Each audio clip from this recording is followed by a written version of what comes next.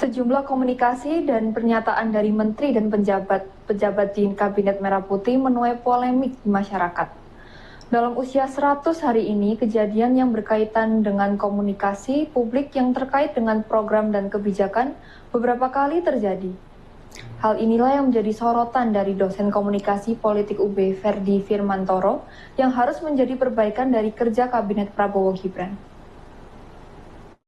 Dosen Komunikasi Politik Universitas Brawijaya Ferdi Firmantoro menilai bahwa komunikasi publik dan politik dalam Kabinet Merah Putih masih belum harmoni. Dalam beberapa kejadian komunikasi dari pejabat pemerintah justru menuai kontroversi dan menjadi polemik yang negatif di masyarakat.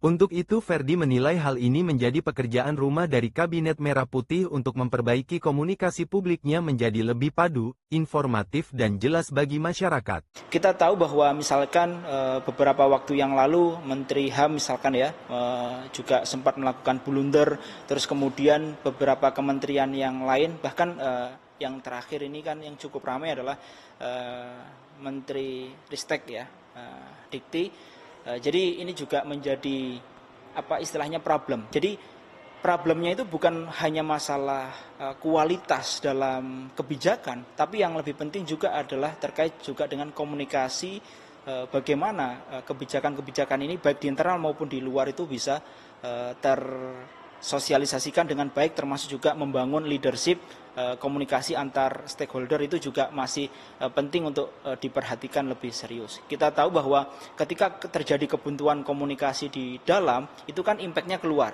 Nah, seperti ini yang sekarang terjadi di Dikti ini kan seperti itu. Jadi artinya ketika di dalam terjadi problem, maka masyarakat yang kemudian kena dampaknya.